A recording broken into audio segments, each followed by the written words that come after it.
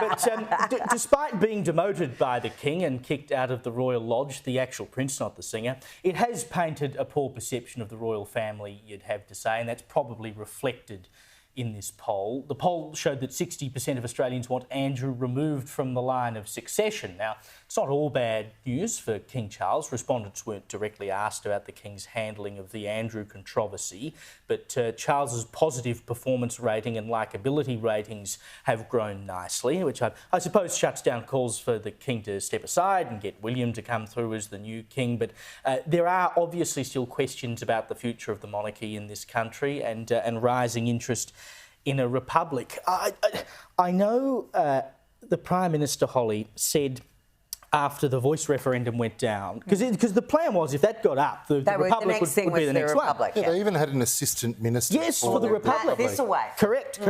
And then the Voice went down and that all sort of fell by the wayside because you don't want to have two losing referenda. But could the Prime Minister be running his eye over this one again? Can I just tell you, I love that you say the Voice, because that's exactly what I thought of when I looked at those numbers, and I just can't wait for someone to say Kevin Rudd should be president, because guess what? The numbers are going to be even better than the Voice for the No campaign. I've always thought it should be Peter Fitzsimons. Oh, look, the No campaign... It was going to be Shane Warne.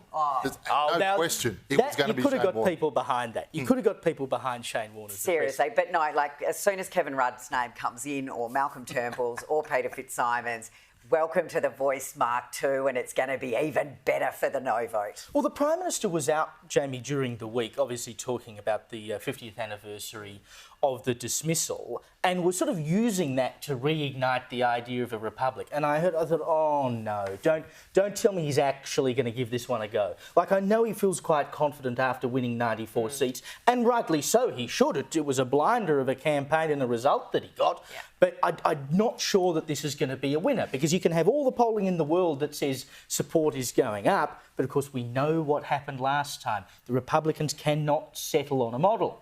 Well, Caleb, I've got to say that I feel like Labor feels that they're so cocky and they've got all these seats. And I know, Darren, you're giving me a bit of a death stare there, but they seem very... This isn't on the agenda. They do seem like they are very confident in themselves, and rightly so. They've got a lot of seats in Parliament. But I just think if they went ahead and tried to do another referendum after how much it cost for that no vote for the Voice, they'll be outraged, because there are so many other pressing issues going on right now in this country that I think if people want a republic, we can just wait on that. But I do think that when Kate and Wills come in, the whole tide will change and no one will be wanting to... Well, this is true. Exactly the point. It ebbs and flows. And George. Yeah, exactly. And Prince George, exactly. It'll all change. You'd be stupid, Darren, to touch this one.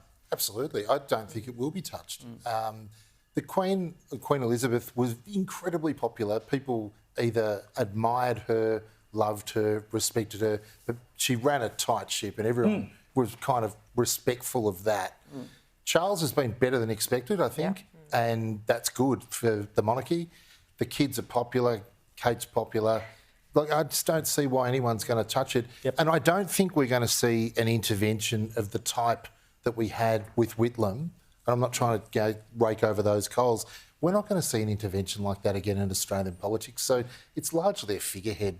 Yeah. I just don't think it's an issue that people are going to connect with. I don't think we're going to see it on the agenda anytime soon. And rightly so. I must say, there was one little bit of data that popped up in this poll, Kel, that caught my attention, which is that when people were asked, whether or not what they thought of King Charles, and they were asked what they thought of Andrew Mountbatten-Windsor, 6% of people said they were unaware of King Charles, and 8% said they were unaware of Andrew. Look, you're doing a pretty good job to live under a rock if you don't. I mean, it's nearly 1 in 10 people don't know who Prince Charles. They were all Charles. No, sorry, Prince.